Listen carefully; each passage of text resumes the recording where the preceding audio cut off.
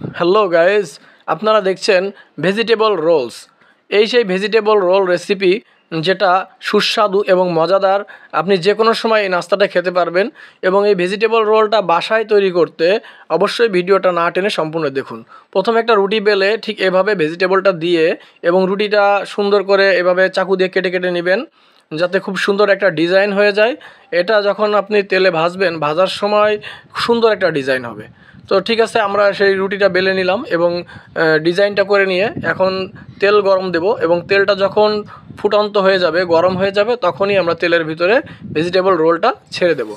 রোলটা তেলে ছেড়ে দেওয়ার পর কি একটা সুন্দর দৃশ্য দেখা যাচ্ছে দর্শক, আপনারা দেখতে পারতেছেন। এবং ভিডিওটা দেখতে দেখতে অবশ্যই আমার এই ভিডিওতে লাইক এবং কমেন্ট করে দিবেন। ভিডিওটা ভালো লাগলে অবশ্যই শেয়ার করে দিবেন। যদি আমার এই চ্যানেলে আপনি নতুন দর্শক হয়ে থাকেন তাহলে অবশ্যই চ্যানেলটি সাবস্ক্রাইব করে বেল আইকনটি বাজিয়ে দিবেন।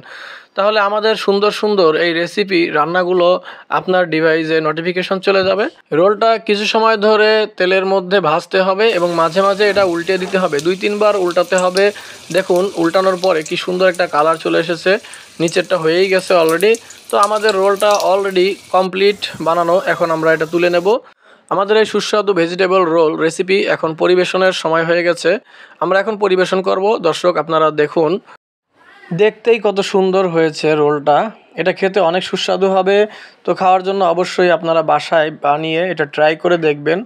দেখুন, ওয়াও, সেই একটা কালার এসে গেছে, মানে এত সুন্দর দেখতে কি বলবো। তো দর্শক অবশ্যই আপনারা ভিডিওতে লাইক এবং কমেন্ট করবেন, কমেন্ট করে জানাবেন ভিডিওটা আপনাদের কাছে কেমন লেগেছে।